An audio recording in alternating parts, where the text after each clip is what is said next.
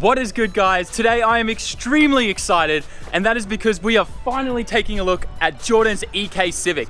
If you remember this car from the R34 dyno video, Jordan took me for a little spin in it and it was absolutely insane, like shifting at 9,000 RPM, insane. So anyways, there's a lot of things about this car that I want to go over in a little bit more detail than I have with any of my other kind of car review videos. So enough talking, let's jump straight into it. All right, so taking a walk around the outside of this car, and everything about this, in all honesty, it's class, it's neat, it's tidy. I don't see any damage anywhere. There's no like fiberglass panels hanging off anywhere like you'd see with drifters and mismatched paint, all that type of stuff. The car looks amazing. Starting off with the wheels, he's got NK RPF ones, and they're sitting on, wrapped in a really nice Nexen semi-slick tire, which makes a lot of sense because Jordan does grip and time attack this. He competes against his PB, his personal best, at a local track called Lakeside, and I'm sure he's going to be going to lots of other tracks and stuff like that and learning and getting much better behind the wheel. But he's having a lot of fun with that, and that's going to make a lot more sense when you see like the interior and how things are set up in there, and the engine bay as well. We'll get there. But this color, I really love it. It's really nice, like orange with this pearl kind of in there, so in the sun it really pops. And if you're from Australia, the XR5 Ford Turbo car, this was an orange that they used to use, but I don't think they had the pearl added into it. So a little bit of interesting knowledge for you with the paint code, but otherwise the car just looks super clean. I'm on all honesty drooling because I can't wait to get myself like a little EG Civic in Japan. But anyways, let's now pop the hood, have a look in the engine bay. Oh, I think my favorite thing already about this car is that it's got the gas struts for the hood. Those things are awesome when you're trying to film and hold things with one hand. But as you can see, there is something that it does not belong. Well, actually, I would argue that it does belong in this chassis, but it didn't come from the factory with this engine, as you can tell. So this is the K20Z4 out of the new Type R Civics. And this was actually, Jordan came to us, I think, maybe 3 to 4 years ago now with wanting to do this swap. And we did it for him. It took us quite a while because of all the different things we had to kind of figure out as we went along, because I think we were like one of the first people to kind of try and put this engine package in this chassis, specifically from that new Civic. But otherwise, as you can tell, everything in here is meant for business and having fun. We've got a nice little Mishimoto rad with a nice high CFM flowing fan. Transmission is still stock. Everything about this package is stock, but the engine management is where it's like ready to party, and we'll show you that in a little bit in the interior. So it's got an aftermarket ECU and everything, and I think Jordan's long-term plans for this is a supercharger or maybe a turbo. We'll see. We haven't really argued about that yet. But as you can see, engine bay, K20 Z4 swap. This thing is going to be a lot of fun. So let's move to the interior. Okay, so moving into the interior, straight away you can tell that everything in here just screams ready to party. The only thing is probably this factory steering wheel, and that's for the same reason that I still have a factory airbag steering wheel on my R34. That's because in Australia, the law states that if your car came from the factory with an airbag in the steering wheel, you cannot change that to an aftermarket one, or the cops can defect your car, give you a ticket, and give you a hassle. So he keeps that standard for that reason. The only other thing is the speedo doesn't work in this. There's a whole bunch of confusing things that we have to sort out for that, which we'll do next time it comes in. So he's running a GPS speedo for the time being. Let's move to the chairs. Genuine Bride ZF3 fixed back seats with genuine Bride seat rails. We got these in for him from Japan. We're the authorized like Bride dealers here in Australia, so it was really cool to bring these in and fit them in his car. And then he's got a really nice AGI half cage in here, which just really strengthens up the chassis and makes it a lot stiffer. And I mean, pretty much everything in here is so that he is staying planted and he's safe when he's out the track having fun.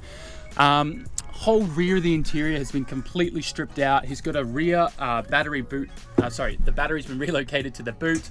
And as you can see, even the sound deadening's kind of been stripped out. There's only like a little bit left there on the wheel wells on each side here.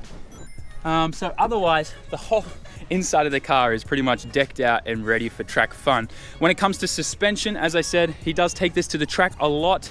So he's gone and converted and changed everything to the DC2. So, 5-stud brake conversion and discs and stuff like that, as well as all the arms and things like that are all from the DC2. So this whole car is pretty much set up as a track monster, a grip monster, having a bunch of fun in the mountains and on the circuit, I guess. So anyways, enough talk. Let's take this thing for a drive and hit 9,000 RPM, eh? Okay, so I'm in Jordan's car and we're taking it for a bit of a drive. And this thing is like, I'm just gonna tap the accelerator.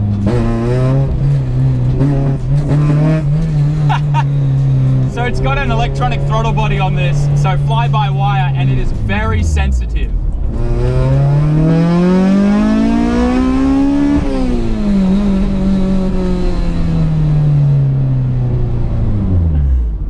I think I need a Honda, boys.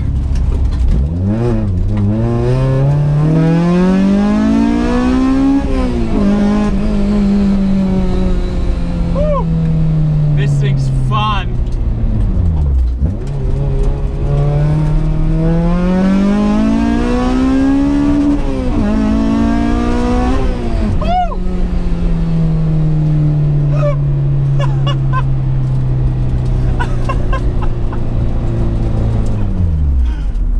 I definitely need one of these. Oh, the brakes are super nice. All right, let's do a little U-turn. So there's no power steering.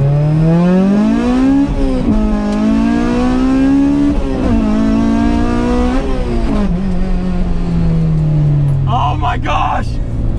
Hey Jordan, do you want to swap an R34 Skyline for this? Oh, this is so much fun.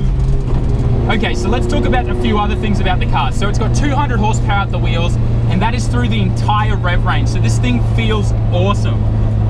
When it comes to braking, just make sure there's no cars behind me. This thing will stop you in your tracks. So let's just get into a bit of a straight here. Boom, we're stopped. Like, the way this thing grips up is insane. When I'm steering the car and like going through corners with a bit of speed, there's no body roll. Everything that I put into the steering, any input I put in, it responds like exactly what I'm expecting it to, which is very interesting for a front wheel drive.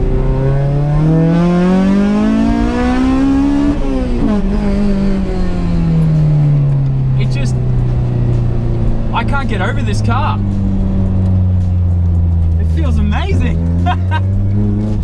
Like, wow. No wonder there is such a big Honda following when it comes to toge and grip. I can really understand why. And imagine if this thing had a supercharger or a turbo. Get some better, like get some awesome power steering in this, and this thing would just be a monster. That's probably my only thing that I'm kind of like, that would be the only thing that I'd like to see changed, is power steering. Everything else about the car is perfect. The brakes, the stopping power, the grip, how everything's stiffened up with the cage, the seats. I don't even move in my seat when I'm like going through. So another thing I've picked up on is just how comfortable this thing drives along. So in my Skyline, if I hit bumps and stuff, it's a bit painful. It's like, ugh. But in this, it's actually not that bad. Like, even though the whole chassis has been stiffened up with the cage and other suspension mods and the coilovers, when I hit bumps and stuff, it's really comfortable still. So using this as a daily isn't such a bad idea in my mind right now. The only problem with it is you just want to ride this thing out to 9,000 RPM every time you take off the line. So it's just asking for a speeding ticket for me. I think that's the same with any car that's got a bit of power, right? Every time you're in there, you just want to feel the boost kick in, or you just want to ride it all the way out to the top end. I am seriously just lost for words on how to explain to you guys how awesome this car feels to drive and how it handles. It's a lot of fun. That's all I've got. Just how quiet this thing cruises along in 4th gear right now without like high RPMs. And then the moment you get on it, the Varix opens up and you got that loud exhaust. Man, this thing's so nice to drive. Such a nice car, Jordan. All right, let's pull in and give Jordan back his keys before I steal this car. And let's go inside. Okay, so that was a bunch of fun. And first of all, before I talk about anything else, thank you so much, Jordan, for bringing me this toy to play with. I feel like I should only call it a toy because it's just way too much fun to be anything else. But all things aside, like, this car is probably the best grip kind of time attack car that I've ever driven. I'm stuttering because I'm just still excited and full of adrenaline. My hands are like shaking because that was just, man, I want one so bad. The only thing I want is an EG. I don't want an EK. But still, I really do like the EKs. If I was able to just like own 100 cars, I think I'd definitely have an EG and an EK, and then probably an Integra Type R as well. But anyways, I'm just rambling on now. I want all the cars. I want all of them. It gets like that sometimes, doesn't it? But I get attached to my cars way too much, like this thing. I'm still umming and erring about selling it. I don't think I want to sell it, but anyways, that's another video for another time, I think. But anyways, yeah, I am just super shocked about how well that thing handled, how comfortable it was, even though it's got the cage and all the other suspension coilovers and arms and stuff to make it stiff for track stuff. So well done. That is an amazing car. It makes me feel awesome as well, knowing that we helped Jordan build that car for him, and if that brought me so much happiness, then I'm sure the same thing is for him as well. He's hiding in our waiting room right now because he doesn't like being in front of the camera and doesn't know how to talk in front of a camera. So let's see some love in the comment section. Give him a shout out. Ask him what his plans are for the future with that thing, because it's going to be awesome when he saves up a little bit more money and comes in and does some more power mods. But anyways, guys, thanks heaps for watching. Make sure you like, comment, share, and subscribe. Tell me what you thought in the comment section. Should I get a Honda? I can't even talk. That's how crazy I am right now. Should I get a Honda?